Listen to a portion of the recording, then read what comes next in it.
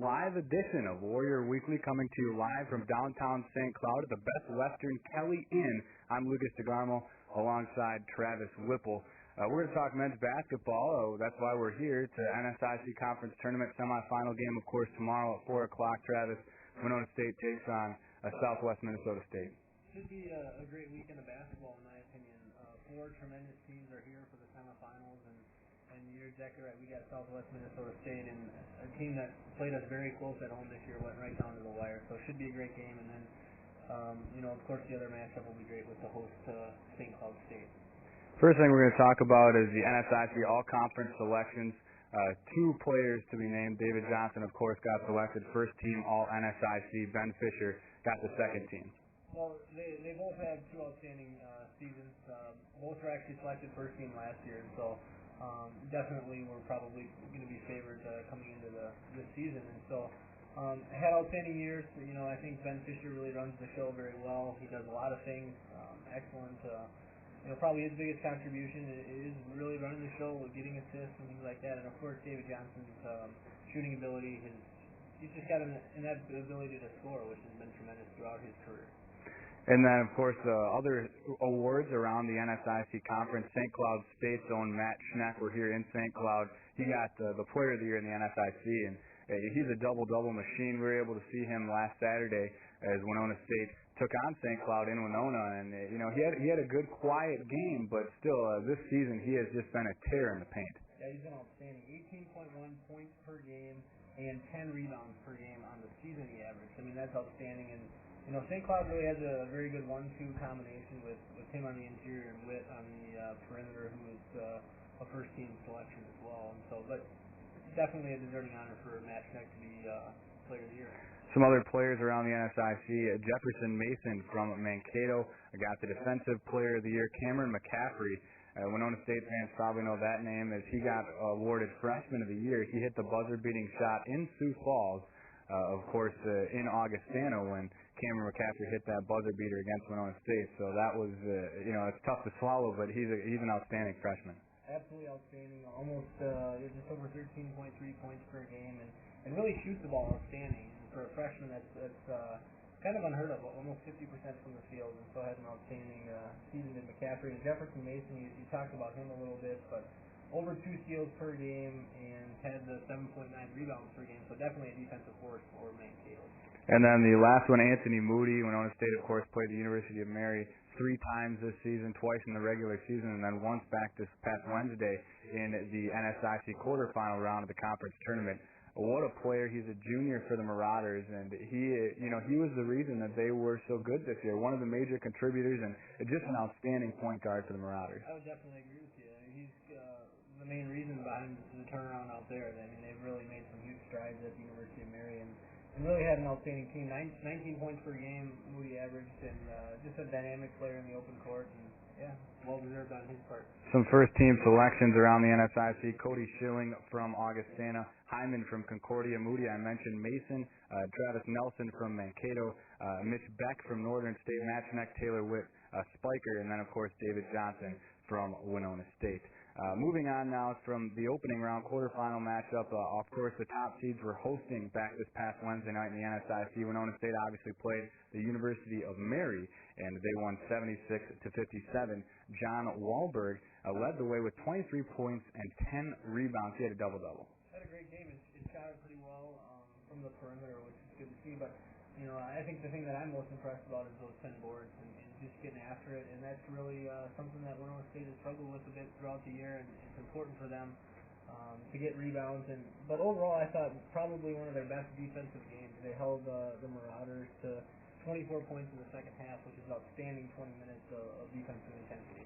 Yeah, and then some other games going around in the league. Obviously, the quarterfinal round, it was a big shocker. Southwest Minnesota State, the 8th seed, that's who Winona State takes on tomorrow in St. Cloud. But they beat the number 1 seed Mankato at the Taylor Center. Impressive victory for the Mustangs. Yeah, anytime you can go into the number 1 team's home gym and come out with a win, that's impressive. That's a very good MSU Mankato team, which might host the region yet, even though they lost. But got to give credit to Southwest Minnesota State. Jordan Miller hit that go-ahead jumper with 39 seconds left, and that's an awesome win. Great for them. Southwest, I just want to bring this up. They know how Mankato feels. Of course, last year in the NSIC conference tournament, they were the one seed that got upset in the first round. So it's kind of giving back there as they beat Mankato this season. St. Cloud State took on Concordia St. Paul, travel partner game there. St. Cloud State handled Concordia 76-61, and because Mankato lost, that's why St. Cloud hosts the semifinal and final round of the NSIC conference tournament. Yeah, and they're going to be a tremendous host, already have been, as we just got here this afternoon. But, Concordia St. Paul really gave them a game. They were up. Concordia St. Paul was up 1 in the second half early on, and then St. Cloud just went on that tremendous run. And the Schnacks led the way, 24 points and 14 rebounds. But I think it was closer than maybe the final score was. Concordia St. Paul, a team that's got a tremendous talent, but got to love what Matt Schneck's done all season. Another upset in the NSIC conference. Wayne State beat Augustana in Sioux Falls at the Elman Center, 72-52. Another upset, 6-3. But Augustana, Wayne State, they might be the hottest team right now, and that's why they're still alive in the conference tournament. You're exactly right. They're a tremendously hot team, and they really do it defensively. They held Augustana to 36% shooting in that game from the field, but I've been very impressed with Wayne all season long, and I knew this was a team that was going to be somebody you didn't want to play coming down the stretch. So they've done a very tremendous job, in my opinion, of coming on here late, and they've got a lot of young talent. First-year head coach there. And Amory Shelby for Wayne State had 22 points. Spiker, a double-double machine as well, just like Matt Schneck, 16 points and 11 rebounds. Now moving on to the games that have yet to be played, the semifinals tomorrow in St. Cloud. That's where we are now. Coming to you live from the Best Western Kelly Inn in St. Cloud downtown.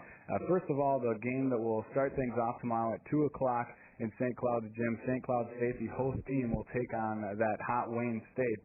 What do you think about that game, Travis? Well, a couple of things. I think St. Cloud State is always very tough at home, and it's going to be very difficult to beat them in front of their home court. But if anybody can do it right now, it's Wayne State. And again, I'll just say that if they play a tremendous defensive game like they have lately, they'll be right in it, right down the stretch. And I think all the games this weekend will be close and they'll be battles. You can't take a minute off, as we've seen quite often calling the radio this year.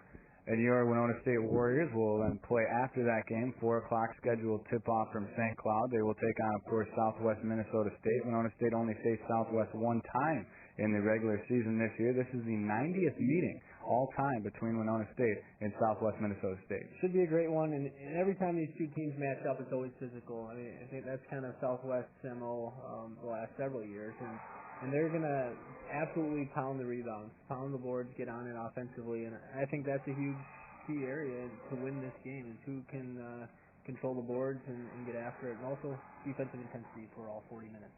And you're taking a look right now at some highlights between the University of Mary and Winona State. Winona State obviously played one of their best basketball games of the season against the Marauders, able to get that victory. But like you said, they will take on Southwest Minnesota State tomorrow, scheduled tip at 4 o'clock here in St. Cloud. Talking about the regionals now, of course, the newest regional rankings came out this past Wednesday. That will be the last set of regional rankings come out until, of course, the Sunday night selection show, which can be watched live on NCAA.com. Your thoughts on the regional rankings right now? Obviously, Winona State made a big jump from 10 to 6, so that's great news for the Warriors. And some teams towards the bottom lost, so Winona State should be in pretty good position right now. I think so. They really should be in a good position, and you touched on it. Some of the RMAC schools got defeated in the first round of their tournament, but the other side of that is maybe one of those teams goes on and wins the whole thing that was outside of the top 10 from before. So that's always a scare. I believe Winona State should be safe and should be in the field. They're one of the best 8 in the region. But, you look at it, what a wild week. The top 3 teams in the region all got beat after this ranking came out. And so might be some shake-up. My initial thoughts are probably Minnesota State Mankato will host it. But you never know. I mean, there's certainly been some decisions on the committees that not everybody agrees with. But certainly it's their job to select the best 8. Yeah, this has got to be a tough year for the regional committee to select the host school because no one seems like they want to host. With Mankato, of course, falling in the first round, Mesa State out in Grand Junction, Colorado, fell to Pueblo. So, like I said, St. Cloud obviously in the mix. If they were to win the NSIC conference tournament, I think they can make a case as well. Absolutely. I think they've got an outside shot at it if they run the table here to make a case. Overall, though, I really think that they're going to look at the entire body of work and not just the last couple of weeks. Yeah, I think that's a great point, but right now we're going to take a break, and we'll have an interview with assistant men's basketball coach Brady Moore when we come back. You're watching the Warriors Sports Network on WinonaStateWarriors.com live from downtown St. Cloud.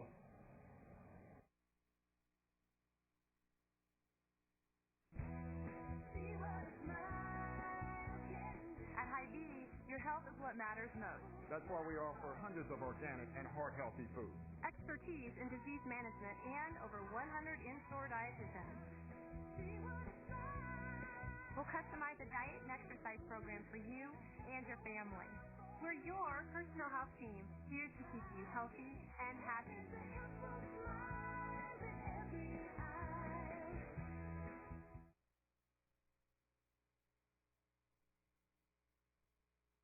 Trying to run your business without the right business advice can make you feel like you're chasing your. Merchants Bank offers business owners unique tools, expertise, and advice, the kind that cut to the chase. The same individualized service and attention that makes merchants strong in personal banking is what makes them the area's business banking resource. For your business to succeed, you'll need a trusted partner. Otherwise, who knows what you'll be chasing? Merchants Bank, the bank that's service-built. Warrior fans, catch Warrior Weekly on YouTube. Warrior Weekly is a new show with news around Warrior athletics and is hosted by the voice of the Warriors, Lukas, DeGarmo, and Assistant Athletic Director Travis Whipple. Then go inside Warrior Athletics on All Access with interviews with Warrior coaches and players. All Access is the only place to find these insider interviews. Also looking for some highlights from some of your favorite games? Well, we have those too. Warrior Weekly, Warrior All Access, game highlights, and so much more only on YouTube. Type in www.youtube.com/Winona State Warriors and subscribe today.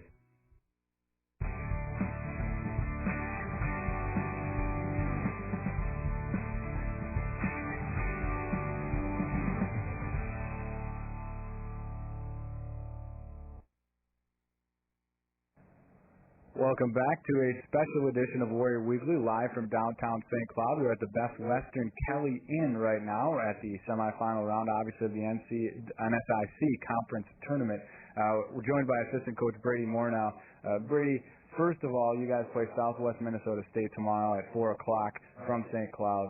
First question I want to ask, is it harder, and this might be not a good question, but is it harder or easier to prepare for a team that when you only play them once? You know, is it an advantage to play them twice or maybe a disadvantage? It's an advantage probably for our guys, just knowing personnel when you're able to go through it a couple times during the season. But at the same time, only playing them once, it's good for us because they haven't seen everything that we've been doing. What we've done now, obviously they're able to look at all of our games on film, but how we have been playing and some different things. Advantage, disadvantage, I don't know. We just have to come out and be ready to play tomorrow. So. Talk about your game plan tomorrow against the Mustangs. Obviously, like I said, you guys played them in Winona, edged them out by 2 points. A tough game, very good rebounding basketball team, a very good defensive team. Talk about your guys' game plan as a coaching staff and as a team of what you guys plan to do tomorrow. Well, we felt pretty fortunate winning that game. They were up, the whole game on us basically until the end when Ben, took the ball the length of the floor, kind of in a flash, and all of a sudden we had a lead, and it was, our first or second lead of the game, and it's going to come down again, like you said, rebounding. That's one of our weak points. That's one of their strong suits. Ball movement on offense for us is going to be huge. We can't stand and hold the ball. We have to get the ball moving, and I think lately you've seen us. We've been doing a really good job of not having people stand around so much on the outside and on the perimeter, and we have screeners and we have cutters and we have guys that are not clogging up the paint. And I think we're learning to get the ball inside and go out. And without DJ right now in the lineup, that's something that we've had to adjust. And I thought we've done a pretty good job. And defensively, it's going to come down. We have to hold, grab, do all those little things right. See ball, see man at all times. And it's going to come down to this time of year. It's whoever executes the best, and obviously who scores more points. So. You mentioned David Johnson. Talking about the all-conference selections, the NSIC came out a couple of days ago. David Johnson, first team all-conference selection, and then, of course, Ben Fisher got second team. Your thoughts on those two players, of course, and then the rest of the all-conference selections? Well, anytime that your team can be given any type of award, you're happy for those individuals. David being a first-team all-conference selection, I thought was spot on for him, leading the conference and scoring throughout the whole season. Did an excellent job for us. So far, hopefully, we get him back, and then Ben, Ben, to me, I think is a first-team all-conference player. There's not a point guard, and there's a lot of good ones in this conference, don't get me wrong, but there's not a point guard that I wouldn't rather have. For us, personally, I'd take him over anybody else, and obviously there are a lot of good players out there, but I thought he was being a second team, that kind of goes off of maybe where you finish in your standings. They do that kind of stuff. But individually as a player, Ben is very, very important, not only to us, but he'd be important for any other team. I think he's a top 10 player for sure. But, we're happy with what we got on there. We think we have a very solid ball club, and obviously in this conference every team is going to have, guys that they think that should be on there. And that's the fun part about playing in this conference is the talent top to bottom is just unbelievable at times, and that's awesome. David Johnson, a key player for Winona State for you guys.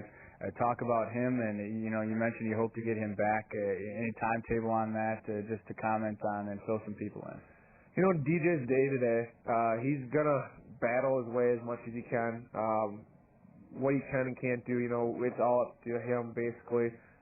Some people, they hear the injury and they automatically think that DJ's done and David's not. I think for people to think that it's kind of asinine in some ways.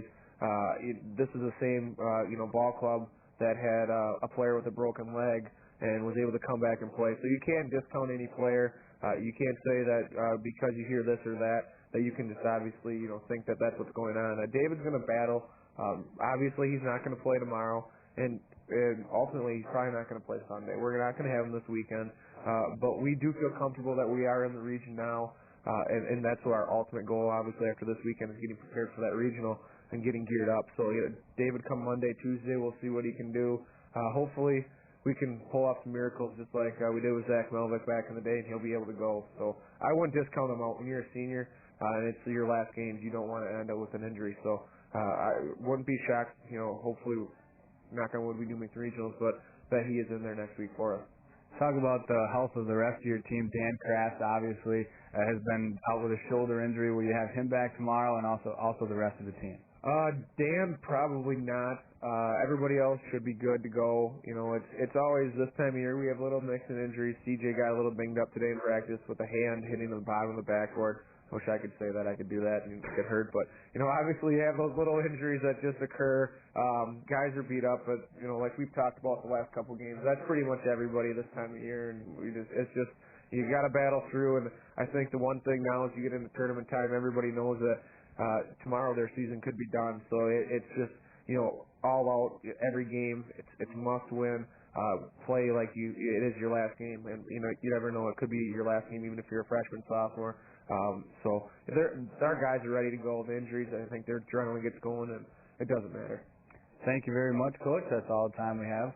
And we're going to now end the show, and thanks for watching the Warrior Sports Network. Remember, Winona State will tip off, scheduled tip is 4 o'clock tomorrow from St. Cloud against Southwest Minnesota State in the semifinal round of the NSIC Conference Tournament. Thanks for joining us, Assistant Coach Brady Moore. Good luck tomorrow. Hope you guys get a W for the fans back in Winona. And thanks for watching a special edition of Warrior Weekly live from St. Cloud in the Best Western Kelly Inn. This is the Warrior Sports Network, and you watch this on WinonaStateWarriors.com.